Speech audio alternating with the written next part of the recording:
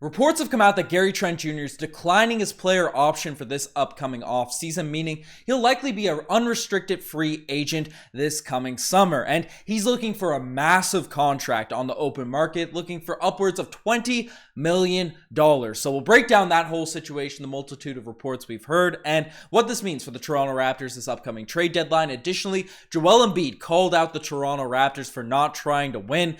Betting odds have been released about Fred VanVleet potentially getting traded, and Bleacher reports throwing out some wild trades as well. So a bunch of stuff to dive into. Without further ado, let's jump straight into the first topic. And the first thing we're taking a look at is Gary Trent Jr. likely opting out of his contract and eyeing $20+ million in free agency. And this is pretty wild, as you know, our star boy Gary Trent Jr. is a guy that I'm a big fan of, right? I love his game, and I think he sort of fits what the Toronto's, the ideal archetype of Gary Trent Jr. is exactly what the Toronto Raptors need. A guy that can play defense, that can knock down threes, that can just be a bucket getter to complement a lot of our slashing, bigger, long, wiry wings. So Gary Trent Jr. ideally is a nice fit. I was really high on him coming into the season, but while he hasn't been horrible and he's upped his play as of late, especially since he got switched to the bench, he still hasn't lived up to the expectations, taking the leap some Toronto Raptors fans were hoping he would, given off his pretty strong last season, and it feels like he almost regressed this year. I mean, you look at the stats, nothing too crazy for Gary Trent Jr. 17 points per game, 2 rebounds, 1.4 assists. The three-point percentage, it's slowly creeping up. It's still at 33%, below league average from a guy that's supposed to be your three-point sniper. 43% from the field in general is not that great. He's not a guy that's especially going to be slashing the rim, especially going to be attacking the basket, but can get you some tough buckets when needed, and you know, still a valuable piece to this Toronto Raptors squad. But reports have come out now that according to numerous NBA executives that spoke with HoopSite at the G League Showcase that happened a couple of days ago, the top Raptors trade candidate is unanimously Gary Trent Jr. The current belief from executives is that Gary Trent Jr. will opt out of his $18.8 million player option and enter unrestricted free agency this summer. Two executives told HoopSite that they believe Trent could earn upwards of $20 million or more if he entered unrestricted free agency, but there's skepticism amongst several other front offices across the league that Toronto would be willing to retain him at that price if it eclipses the $20 million mark. Now, this is very interesting, and this is something that was sort of expected coming into this season, because Gary Trent Jr. had a remarkable first sort of full season with the Raptors last year, but given his production falling off a little bit, I know a lot of people are saying, hey, maybe one of the benefits of our players struggling early on in the season, struggling throughout this year, is we won't have to pay him big money this offseason. Especially, it's been brought up with Fred VanVleet, but it seems like Gary Trent Jr. still thinks he'll be able to get a big bag, and multiple front office executives sort of agree, and we have a lot of players that we want to play. Now, I know a lot of guys are down on our players right now, but Siakam's getting the max contract going forward until he's probably like 37 years old. This guy's an all-NBA talent, all-NBA level player, so he's getting paid big time. OG Anunoby, we have him locked in for a couple years, but we're going to need to leave some space open for him. Scotty Barnes is going to be commanding big money in a couple seasons, and Fred VanVleet is an unrestricted free agent himself coming up, so it's if he chooses to opt out. So there's a lot of guys we have to pay in our top four, and then you have to look at guys like Precious Achiuwa, right? Some young talent who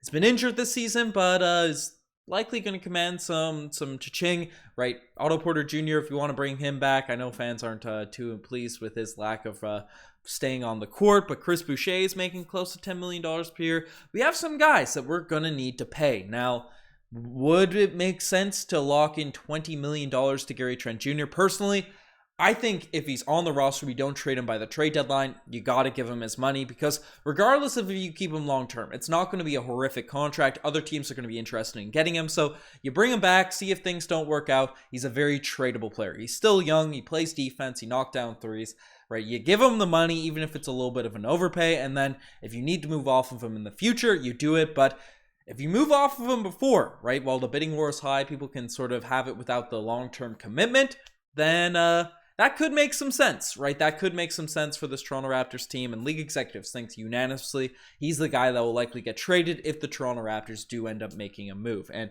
I've locked in. I've booked it, right? That I think the Toronto Raptors will make a trade, and Gary Trent Jr. is the likely piece to be moved in a potential package. So, you guys want to lock that in, sign up for CoolBet. We'll be talking about some futures down below. Use the link down in our description. We'll talk about CoolBet later in the podcast as well. But I don't know. Let me know if you guys think the Toronto Raptors will end up making a trade and Gary Trent Jr. will get moved. But the next thing we're taking a look at is Embiid calls out the Toronto Raptors for, quote, they don't care about winning. Now, this is an interesting quote coming from Joel Embiid, which has some Raptors fans split on whether or not they agree with him or they think Joel Embiid's just being a big baby here. Because the Toronto Raptors played the Philadelphia 76ers recently, overtime loss, but the Raptors did, as they always do, a solid job guarding Joel Embiid.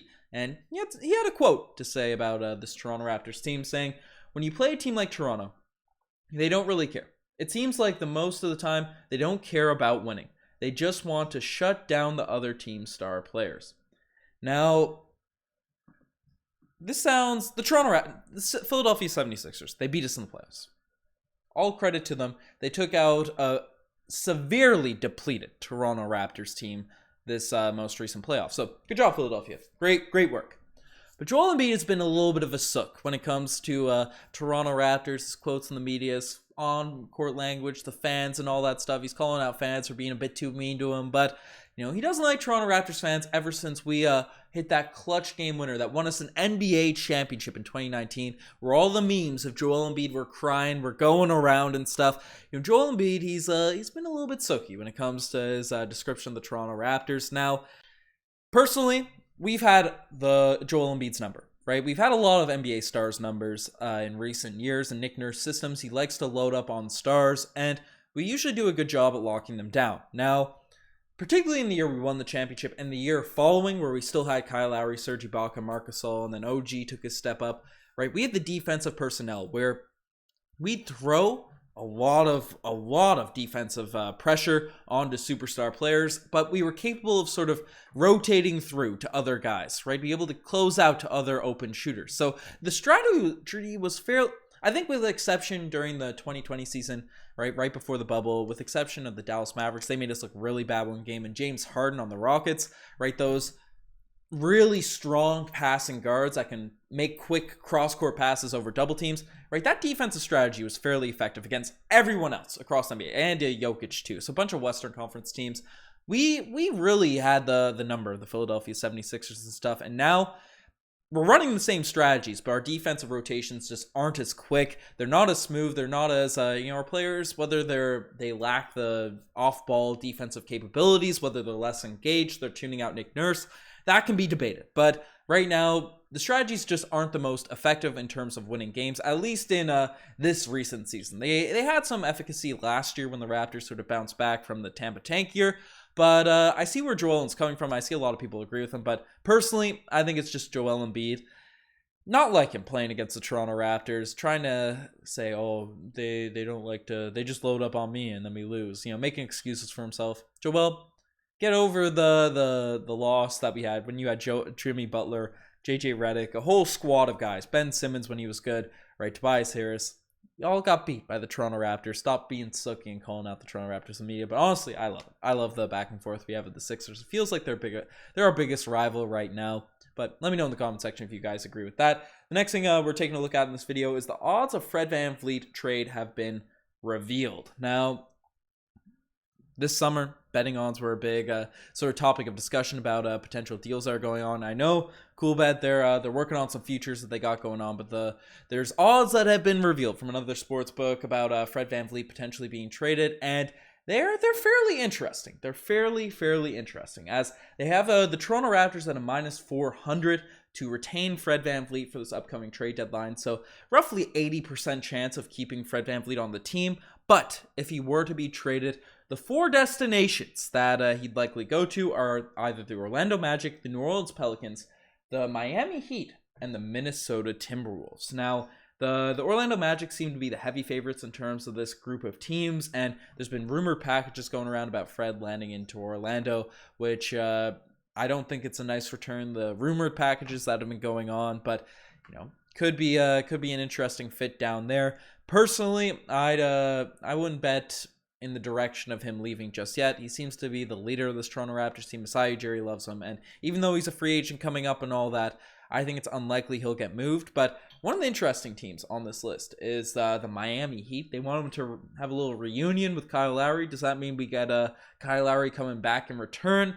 That's an interesting package there. And the New Orleans Pelicans. I think a Pelicans fan in the comment section recently talking about if they'd acquire him down there. Fred VanVleet. I think he'd flourish down there with the New Orleans Pelicans. Right, they have CJ McCollum there who would give him some, that'd be a hot shooting. I know Fred VanVleet's stats this season, they haven't been too great. I mean, you look at the box scores for Fred, they're slow. The numbers, the points per game are going up, 19 points per game, 6 assists. But the 32% behind the three-point line, usually Fred VanVleet's better. Him and CJ McCollum would be a sharp shooting backcourt in general. But, and then Herb Jones on their lineup, Zion Williamson, Jonas Valanciunas. I don't know who they get back. Probably Dyson Daniels will come back and return as the centerpiece of a package. Personally, I'm not doing that deal either. I'm not big on selling on a guy that was an all-star last season. Selling low when his trade value is probably the worst it's been since the Philadelphia 76ers series I already talked about in this podcast. So there's that to be taken into account into. And I know people want to trade him. I know it's the direction people want to go. I'm not about selling low on Fred VanVleet unless you get a really nice package in return. But the next thing we're taking a look at is Bleacher Report says the Toronto Raptors should trade for DeMar DeRozan. And this is the final one we'll take a look at because I don't think there's any realistic possibility it should happen. But Bleacher Report makes a trade on the Toronto Raptors. Buys love when I give a little reaction to it. And I find it, it's always fun. Those little dopamine hits, seeing the potential trades I could hit. But if you see what Bleacher Report says, they say to get him, the Raptors could package Gary Trent Jr., Thaddeus Young, and 2 first-round picks. Toronto should quibble over protections on those and demand Anunoby instead of Trent, or demand Anunoby instead of Trent. That's not what I'd be doing. But you could hit free agency via a player with a player option in the summer. But if Chicago gets realistic about the status, I'm not putting Anunoby in any deal whatsoever. But if Chicago gets realistic about its status as a mediocrity, treadmill jogger, replenishing in the draft with equity, they could give up ill-fated Nikola Vucevic in a deal should he be the top priority. I butchered that reading. Don't mind my rant. But basically, Bleacher Report says the Toronto Raptors should end up sending a package involving Gary Trent Jr., a couple picks to the Chicago Bulls for DeMar DeRozan. Now, what are the Toronto Raptors' issues right now? 3-point shooting and defense. DeMar DeRozan, while he definitely gives us some scoring punch off the wings, he doesn't shoot threes and he doesn't really play defense, right? Like you look at his stats this season, they're still good. He's still solid. He'd be a nice addition, 26 points per game, 5 rebounds, 4 assists.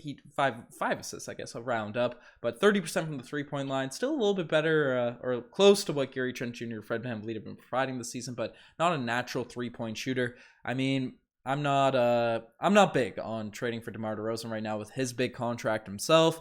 Like, if we can get him for nothing, then maybe it happen. And maybe if you think you're losing Gary Trent Jr. for nothing, DeMar DeRozan could come in. Certainly be an increase in terms of offensive scoring punch, but we'd have to make other moves to improve our 3-point shooting. But let me know what you guys think of that. But the final thing I'm just talking about in this podcast, in this video, is tonight's the night, folks. Tonight's the night. I'm saying it here now. I made a couple predictions. I'm going to start making a few more, get up the stakes, but I'm locking it in. The Toronto Raptors, their losing streak ends tonight. I know the New York Knicks are on an 8-game win streak. I know Julius Randle, RJ Barrett, Jalen Brunson, they're all having amazing seasons right now, but I'm locking in. The Toronto Raptors are getting a W. Prediction, we'll see if it comes true tonight. The top 3 seed one's not looking too hot.